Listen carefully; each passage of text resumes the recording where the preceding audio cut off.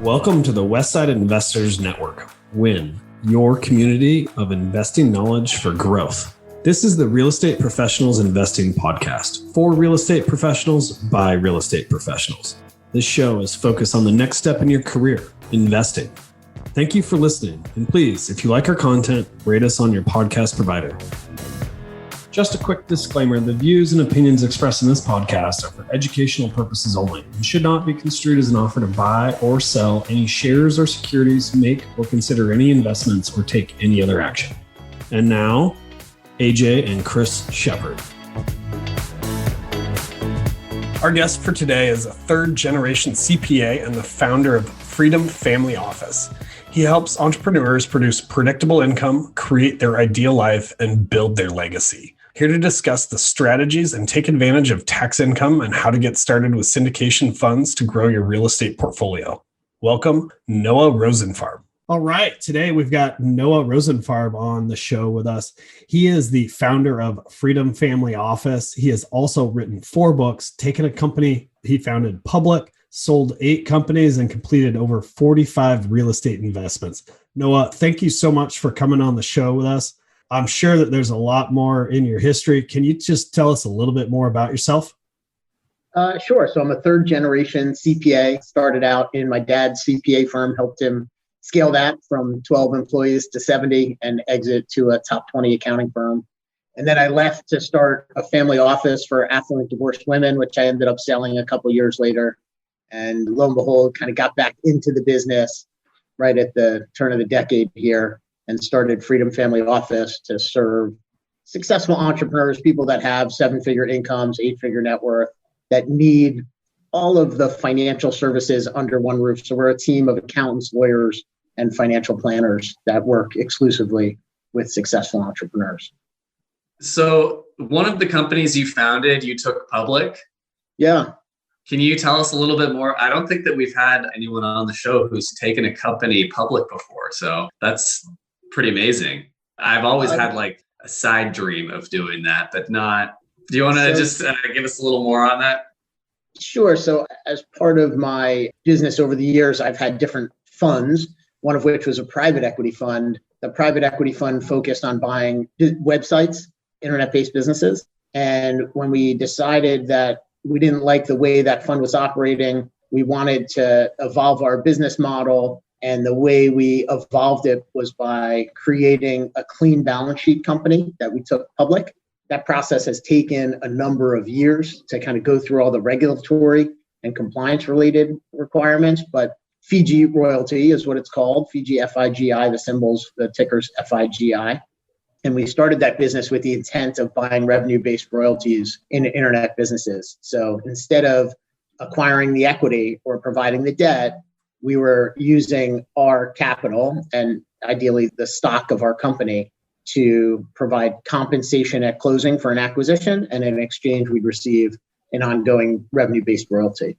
So that business is now a couple years old, but still in its infancy because we've been waiting to get through a bunch of these regulatory hurdles that seems like we're almost at the final one of getting everybody's shares certificated and deposited into their brokerage accounts. And we're looking forward to scaling that company and using the company stock as capital for acquisitions, much like the way somebody might use cash or Bitcoin or some other currency or commodity. We're using our stock to make acquisitions. That's pretty incredible. I mean, that's just a unique experience that not a lot of people have gone through. I would say I tip my hat to you. That sounds like a long road. And, from what I've heard, It's very complicated. I'm going to bring us back into real estate here. Can you tell us like how you first got into real estate and kind of like what led you on to that journey within real estate to where you are now? Yeah, and I have a free ebook on how my family generates infinite returns investing in apartments at talkaboutre.com, where I share some case studies and some stories. The origin story is really when my wife and I graduated college. We weren't yet married, but we wanted to buy a 2-family house and live in half and rent half. And we were able to do that in such a way where it was a brand new construction home. The builder was living there for 2 years so that he could avoid the capital gains tax when he sold. And when I went to buy it, I was paying full price. But I said, listen, add $7,500 to the purchase price and give that to me at closing as a closing credit. And at the time, you were able to finance 97% of your acquisition, because this was back in 2000. So between the closing credit and the low down payment, I ended up getting $40 at closing to buy that house. And my wife and I lived in half, rented half. The tenant basically was paying our mortgage. And eventually, as the equity appreciated, we took equity out of that house to go buy another 2-family house. And we took equity out of that house to go buy another house. And we did that a handful of times early on in the last cycle. That is the dream, investing with no or low money down. How was your progression growing into larger deals and getting to where you are, where you're utilizing your family office to raise large amounts to purchase larger properties? So I would say from 2000 to about 2007, I was working as an accountant in my father's business, earning a W-2 salary plus a discretionary bonus. My wife was a school teacher. And so the way we were looking to buy real estate was to get as much leverage as we could and acquire apartment buildings that I was going to manage directly. And we were doing that, and the plan was working fine up until the recession came and smacked us in the face. But really, I had decided before things had turned south that really this wasn't the right business model for me. And I figured that out because of a concept called return on time. And so when I was measuring my performance in those early naught years, I was just looking at how much money did I have in the deal and how much money was coming out of the deal. And those numbers were impressive. But I started to realize that like on Tuesday night, I'd leave work and I'd have to go deal with something with a tenant. Or Saturday morning when I'd wake up before we go out for the day, I'd have to go deal with some tenant issue. So I started adding up my time. And at the time that I was doing this exercise, maybe I was making like $75 an hour in my core business as an accountant. And so I started subtracting $75 an hour from the returns I was generating as if I had to pay myself for the effort I invested. And all of a sudden, my returns didn't look so good. And so I said, you know what? I don't want to make $75 an hour managing apartments. I want to invest my capital for growth. After the recession, I came at it with a different angle, in part because now I was managing other people's money. In 2007, I started a family office for affluent divorced women.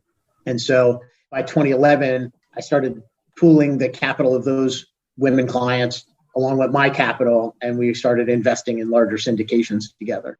I'm actually really curious, like the family office. We've talked with some family offices here and there, and a lot of them make their money off commissions and stocks and that sort of stuff. Can you tell us like how you kind of developed that company, and then more so like how you advise or talk to people about investing in private placements?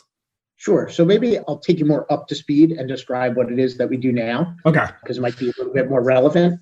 So family offices it's a term that doesn't have a strict definition, but what it mostly signifies is somebody who used to be called a stockbroker that then became called a financial advisor that then became called a wealth manager, now wants to be called a family office professional. And it's really just a symbol that maybe you're dealing with clients at a higher net worth level. A real true family office, a single family office, is how most people think of that term, which is a family having their own wealth managed by their own team of experts that they hire and pay directly. So that's a single family office. If you're the Gates family, if you're the Musk family, if you're the Dell family, you have your own family office. When you get to about 300 million, the economics typically make sense to have your own independent family office. But when you're from that 100 million to 300 million, you're probably going to benefit from leveraging what's referred to as a multifamily office. And what we did is we scaled that down. So from 10 million to 100 million, that's really our sweet spot of entrepreneurs that we work with, because we're a team of accountants, lawyers, and financial planners. We're doing everything under one roof that relates to their individual balance sheet. So their tax strategy, their insurance, their investments, we're kind of managing all of that in-house together. And we're asset allocation agnostic. So if an entrepreneur wants to allocate more of their capital to venture capital or early stage investments, and another entrepreneur wants to invest more in publicly traded securities, like we don't have a horse in the race, so to speak. We're happy to help them for whatever the asset allocation is that they want to build. And we're looking to guide them to leverage what they've created to become what we refer to as rich beyond money. So most people come to us already having achieved a certain level of financial success. And what we're looking to do is help them get really clear on what does the money mean to them, what do they want to use it for, and how do they have a life that's meaningful. And if we could help them orient their wealth towards that ultimate goal, then we think that's the true definition of success that we want to help them achieve. So Noah, let's say that, an entrepreneur comes to you and they have a successful business and, most of their equity is tied up in their company and they're working a lot. What are some of the, low-hanging fruit or first things that you would do for a client like that to, help them reap some of their financial freedom? Yeah, so we have a process that we walk entrepreneurs through that usually takes like 2 to 3 months. It's kind of a long time frame to get all your ducks in a row, but it starts by understanding what you have now. So what are your income and expenses? What are your assets and liabilities? How much is your business worth? We put that on a piece of paper. Let's just start by understanding, do we all agree where the starting point is? And then we have a conversation, typically in a couple, we're having both parties on the phone, even though usually maybe the entrepreneur is solely responsible for managing the family finances. We want to talk to the couple about what's the life you're trying to create, what we refer to as your true north. So if money were no object, how would you be spending your time? And as we build out that vision that they're trying to achieve together as a family, that's where they want to go. Then we start designing what's the best way to get there. And we do that through understanding, the cash flow and how you're going to allocate your excess cash flow, but more importantly, maybe how are you going to avoid paying as much in income taxes? Because for many entrepreneurs, income taxes is their single largest expense. And so if we could reduce how much they pay in taxes, we effectively increase the amount that they could allocate to productive investments. And we go through this long planning process to optimize all those decisions, at the end of which each family has a blueprint to say, okay, I'm clear about where I am. I'm more clear than ever about where I want to go. And now I have some confidence that I know how I'm going to get there. Thank you. It's very enlightening. So jumping back to the real estate a little bit, you were on a panel for Entrepreneurs Organization regarding funds. And I'm just kind of interested to hear about your experience with real estate funds and, how they might be different from a single asset syndication. Yeah, and I've done both. I've done probably 15 or 16 syndications, and then I've also done 4 funds. There's, I think, benefits and detriments to each structure. So what I like about individual syndications from my perspective is it enables me to bring in new investors on a regular basis and expose them to what we have to offer. I would say that's the biggest business model driver for having syndications for me right now. The main benefit as an investor of investing in a syndication is you keep your control. So you have the ability to decide in each asset whether or not you want to participate. On the fund side, obviously the con is that you don't have that control. So if someone's buying assets in Cincinnati and you don't want to own assets in Cincinnati, well, too bad, you signed up for the fund. If somebody's buying an asset at today's price and you'd say, well, I'd rather wait and buy in 6 months because I think the price will be cheaper, well, too bad, the fund is buying and you've got to participate. The flip side of the fund is that you can often get more exposure to a higher volume of assets than you would if you were investing directly in syndications based on how much the minimums might be. And then from a reporting standpoint, as an investor, when you invest in a syndication, you're getting a K1 at the end of each year in each of your individual investments. In a fund, you're getting one K1 that's summarized for all of the investments. So from a compliance standpoint, it's a little bit simpler on the fund. And then the last main delta, I would say, is how fees get charged to the investor. So in a syndication, if you have a successful syndication, then the sponsor, the person who's put the deal together, is going to make most of their money from the promoted fees, the amount above the preferred return that they're going to get allocated. That's well and good. And then unfortunately, if there comes a time where the sponsor can't generate at least the preferred return, they're probably not going to make any money on that deal. In contrast, in a fund, you're looking at it on a fund level. So if you have, let's say, 3 winners and 1 loser, the operator's only going to get paid on the net performance of those 4 assets. fund investor standpoint, you've got to decide which is more cost effective for you, which gets you the better result, and which structure you think makes more sense for your family. Do you find I guess from my perspective of the industry, we've started in the syndication single asset space. And typically like the progression goes from single assets and then kind of creating a fund and then also doing single assets and then just moving kind of directly to a fund. Some of the guys that I know in the space continue to do the single assets, but they just end up being larger projects. Is that kind of what you see as well for like the progression of syndicators? And maybe if you could just kind of comment on kind of like how that works. The reason most operators prefer to have funds is because raising capital is time consuming. And so if you have committed capital, you don't have to worry about raising the capital. When you find a deal, you have certainty of execution. You know that that money is going to come in, and you don't have to go back every single time you find something to buy and go ahead and raise the capital. So it becomes an allocation of time and resources. So if you have a fund, you invest your time and resources to raise the fund, and then you can convert and switch and use your time and effort to find assets to invest in. When you're on an individual syndication level, you're kind of repeating that cycle. Every time you find something, you've got to raise the money. Then you find something, then you raise the money. So it depends on the infrastructure that each operator has and how they want to build out their system. For me, what I've decided is that the cadence and the effort required to do the fundraising is actually good because it's a feeder for my family office business. So going out and speaking with people and understanding where are they now and how much capital they have to allocate, that gives us another chance to speak with them and see if, well, wait a minute, maybe you would benefit from our family office services. If you're telling me, you've got $1.5 million of liquidity that you're looking to invest, maybe you don't want to put it all in one individual syndication, but you may want to deploy it across multiple asset classes, and you might need a plan to do that.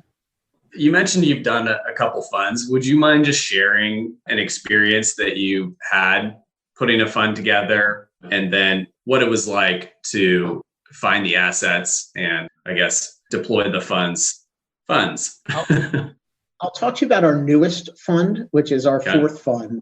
Our fourth fund is a very unique structure, which I think will become a predominant structure for many syndicators that want to go into funds.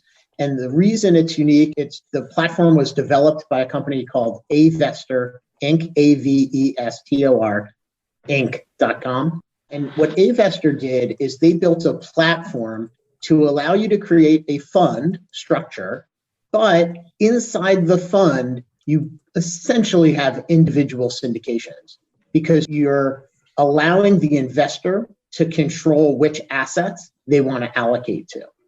We've built that out as our fourth fund because it'll enable us to continually raise new capital from new investors. It's a bit of a reduced cost structure in lieu of having each individual syndication, which costs us about $25,000 per syndication to set up. You've got one setup fee that you could use over multiple deals. And there's an additional expense of the platform fee, which is around 50 basis points. But I think it's a value-added fee because the investors can get that consolidated reporting I was talking about. They can also get the consolidated fee allocation so that a loser would offset a winner inside the fund, but they get the chance to maintain control over how they allocate. And then for us, our use case for that fund isn't necessarily for individual real estate investments because we raise too much capital per deal to want to flow it through that structure. But we have a lot of other alternative assets and smaller investments that we were making with clients outside of real estate or even inside real estate.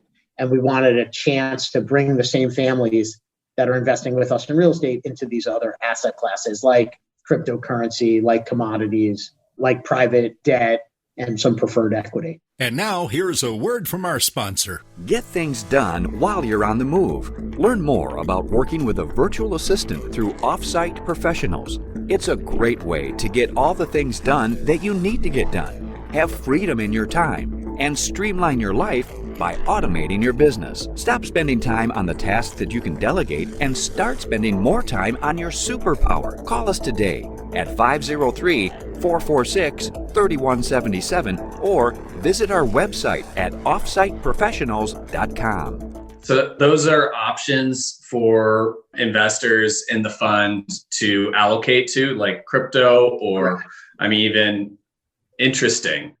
And I guess when you have let's say that you purchased an apartment and it's in the fund, like, is there a limited amount of allocation for that specific asset? Only to the maximum that you set. So, let's just say you were raising, like right now, we have a private note with a small privately held franchisor. They need 500 grand of working capital for expansion. They're paying us 12% interest, 1% per month. Plus they gave us a little bit of incentive equity in the company itself, some coverage. So it's only 500 grand. Really, there's room for, 10 investors in that deal inside the fund. As soon as it sells out, that's all there is. But I wouldn't have another efficient way to raise $500,000 for one business.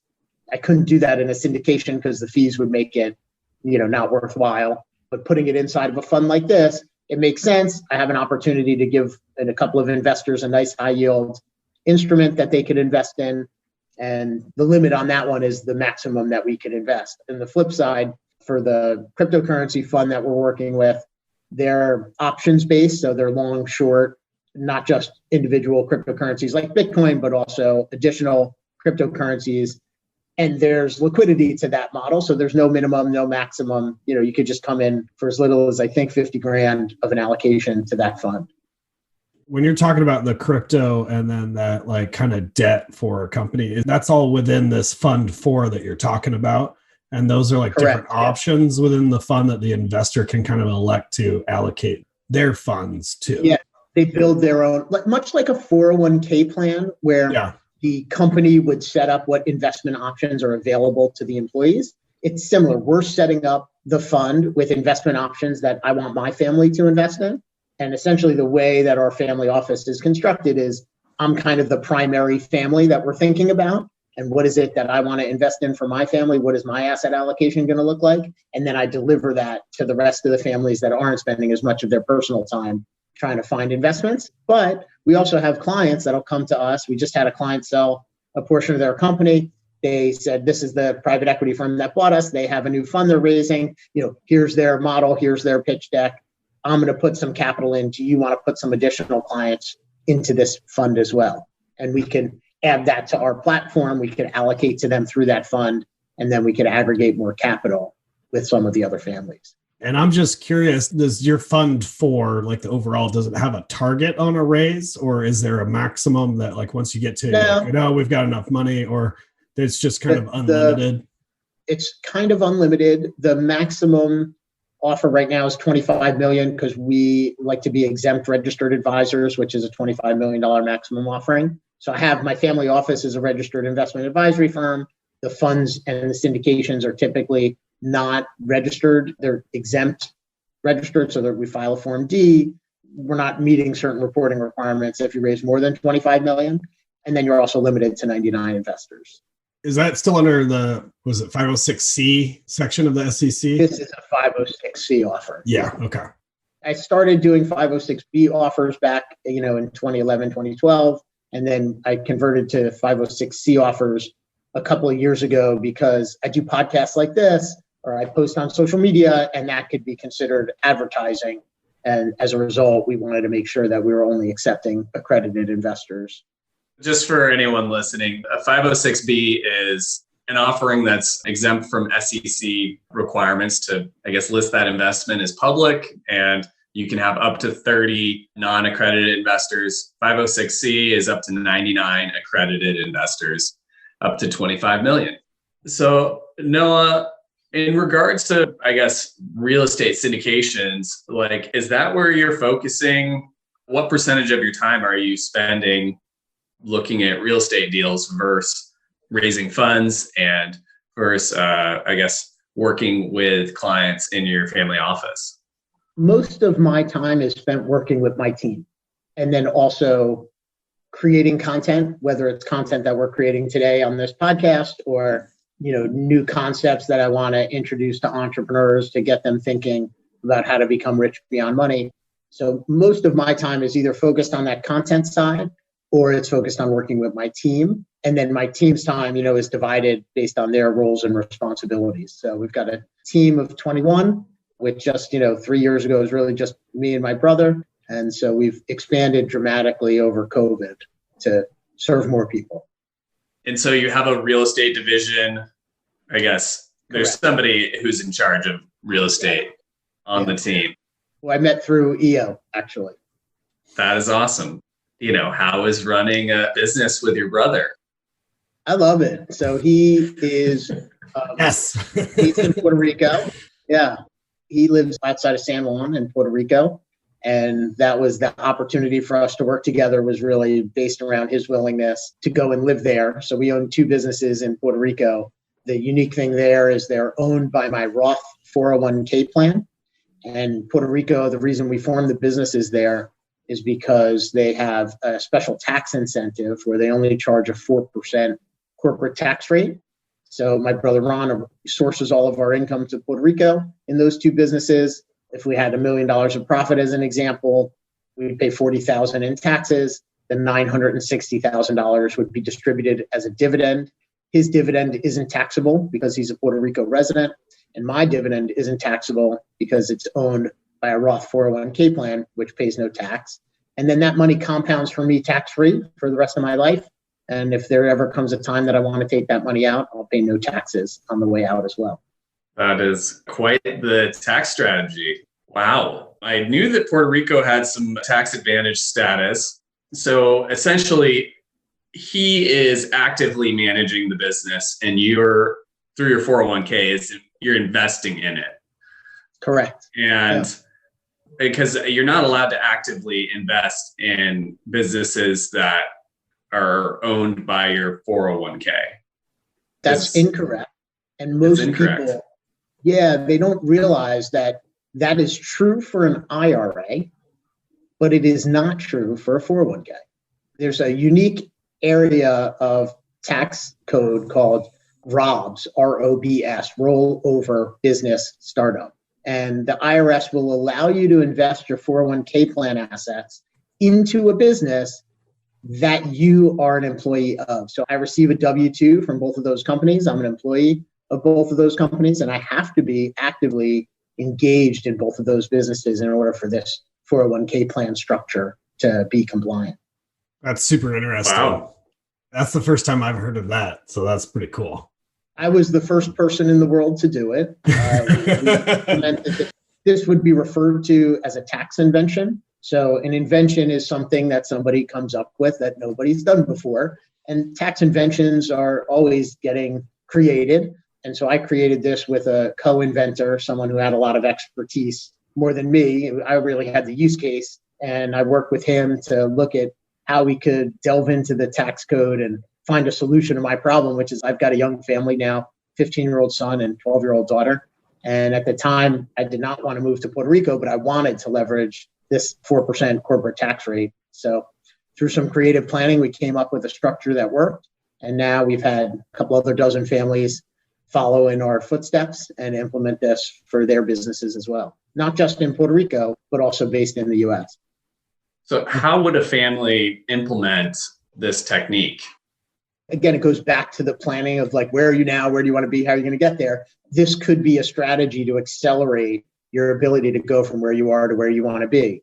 The key components are that you need income that you don't want to spend because, again, you're wrapping it up in a 401k. And if you want to take it out before you're 59 and a half, you need to pay a penalty. So you really want to do this for income that you don't need to support your lifestyle and income that you plan to save anyway. And then from a structural standpoint, you want to make sure that when you're starting this new business, that you have a high degree of confidence that it's going to produce revenue greater than its expenses so that there be profits that you'll be able to utilize to make distributions. Very, very interesting. I kind of want to jump back into the fund a little bit. I've got kind of a specific question about it, which is, so as being a fund manager, and I know that you said you kind of have this real estate division and there's these single asset syndications that you invest with the fund in those syndications. Are you operating those syndications, or are you finding operators to do it? I guess, can you kind of tell us like the mechanics of like how that works? And are you finding partnerships or kind of, I know that you said you partnered with someone in EO, but could you maybe just like delve into that just a little bit more? So just so we understand a little bit more kind of like. Yeah, our primary focus is capital raising. Yeah. So our job is to consolidate equity and bring it in a single check to someone that needs that capital. Yeah. And our expertise that we add on top of our investors' capital is figuring out which deals we want to allocate to. So investors trust us to look at deals and find deals that they know that my family is going to put our money into. And if Noah's putting his money there, then I'll put my money there too. Obviously, the benefit of the syndication is they can say, oh, Noah's putting his money there, but I don't want to put my money there. And they can pass, right? So our primary business is raising the capital, finding places to allocate it. Our counterparty is typically an operator, often that's fully integrated with asset management, property management, and construction management. But we do have some operators that we partner with that are just asset managers with a third-party property manager with third-party construction management.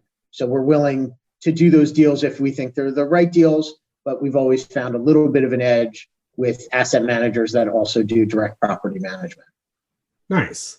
And if you don't mind me asking, like, do you have like a sweet spot for the type of real estate that you look for, or certain areas, maybe target areas? The buy box keeps changing.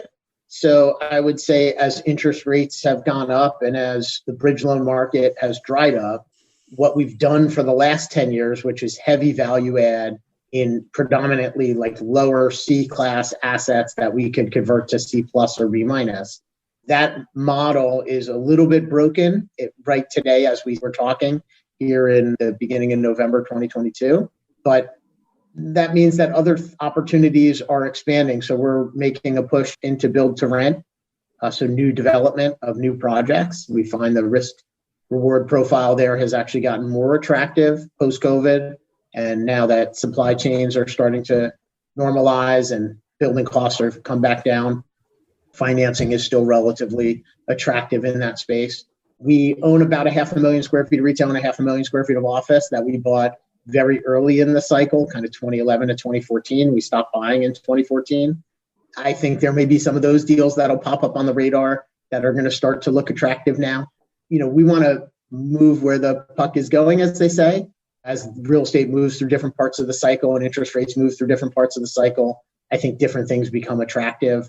I would say 2023, I'm more likely to allocate to preferred equity in multifamily because I think the risk reward profile there is going to be relatively attractive. I think we could get, mid to high teens returns on invested capital in a preferred position. And we're looking at anything that makes sense. Is there kind of like a deal size like from the Southeast to the Northwest, the difference in price is fairly significant. So just depending on the target market, but I'm just kind of curious, like, are you going down as low as like a couple $1 million deals, or are you looking at like $10 million deals at the minimum? I just bought a 2-family house for cash, just my partner and I with a new operator, a $400,000 deal, just because I'm testing a new operator and they're not ready to take our investor capital. So often what we like to do is invest just my money, just my partner Robert's money into a new operating relationship, see how they perform, test them. And then when we have confidence, then I'll write a bigger check with other people's money as well. Cool. Well, I think it's about time to get to our 4 questions. Noah, it has been an awesome talk. Your tax strategy in Puerto Rico, I'm very, very impressed. Take us away, AJ. Sure. So our first question is, what's one piece of advice you would give to your 25-year-old self? Go bigger sooner. I mentioned I was buying 2-family houses on my own independently. And I think even as a 25-year-old, I would have had the ability to pool capital and buy something bigger. And I wasn't really thinking about it because I was a practicing CPA. I was helping scale my dad's business. And I wasn't really thinking about commingling my personal investments with my business relationships. And I probably should have thought of that sooner. I like that a lot. Yeah. Our advice is like, instead of buying a single family home, start off buying a fourplex. Like if we could do it again, that would be one of our pieces of advice, is go bigger sooner. Noah, so what was your first entrepreneurial endeavor? I usually say I made homemade potato chips when I was 8 years old with John Bizzaro and Chad Maserlian, and we went out before school and sold them for $1 a bag. But that wasn't a real enterprise with employees. When I was 19, I bought a college pizzeria in my college town with my brother Mark.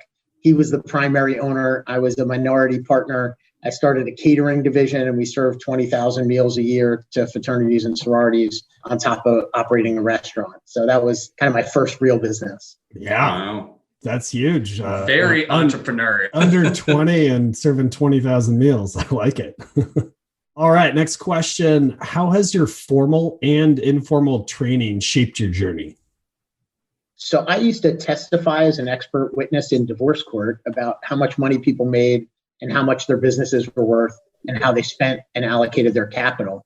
And one of the best parts of that training was that I had to write a written report for the judge to be able to read before I would testify in court.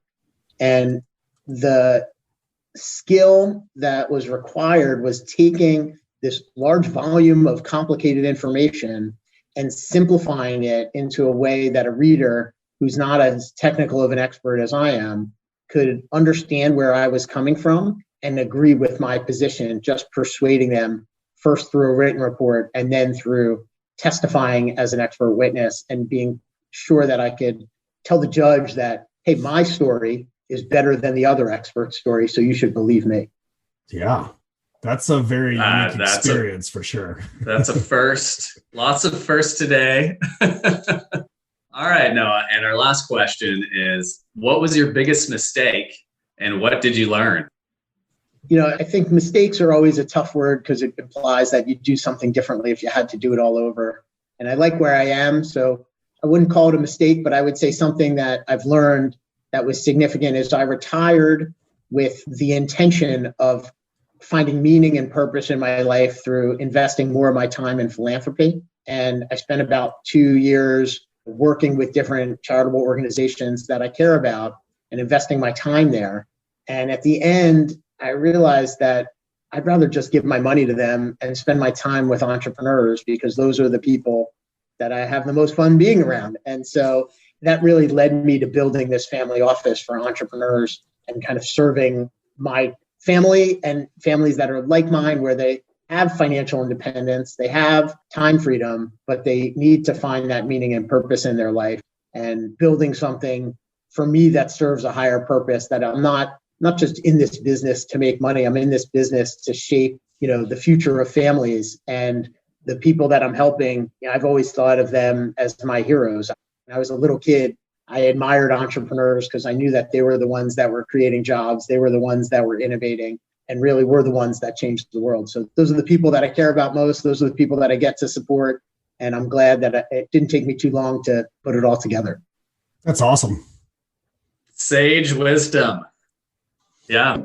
Gosh, what an awesome interview. Thank you so much, Noah. Appreciate it. Hey, Noah, if our audience wants to get a hold of you or maybe learn some more about you, I know that you mentioned something earlier, but what's the best way for someone to get a hold of you? So getting a hold of me is a bit of a challenge, but learning about what it is that we do and interacting with the content I'm creating is much simpler. You should reach out to me on LinkedIn, or if we have a lot of friends in common on Facebook, reach out to me on Facebook, especially if you're like an EO member. I can usually vet that out. I'll accept your friend request on Facebook if we've got some friends in common. But on LinkedIn, all comers are welcome.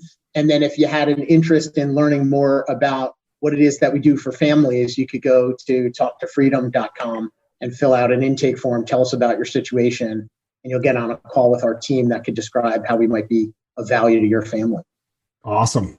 Well, just again, want to thank you so much for coming on the show. I know that I learned a lot today and appreciate your sage wisdom and experience. It's pretty fun to hear someone that's farther along in the journey than we are, and appreciate you coming on and sharing. Thanks for having me. And hope your audience learned something as well. I'm just so impressed with the creativity of how you've focused your energy, and just some of the inventions and the methods that you've come up with it's just so unique and really, really fun to hear. And thank you so much for chatting. With pleasure, gentlemen. All right. Have a great one, Noah. Bye, everybody. Thank you for listening to this episode of the Real Estate Professionals Investing Podcast on WIN, your community of investing knowledge for growth. We hope that this episode has increased your knowledge and added value to your path to freedom. If you would, please take a second to rate us so that we can get more great investors to interview. If you or someone that you know wants to be on, please visit westsideinvestors.com and fill out our form to be on the show. Thank you again and enjoy your day.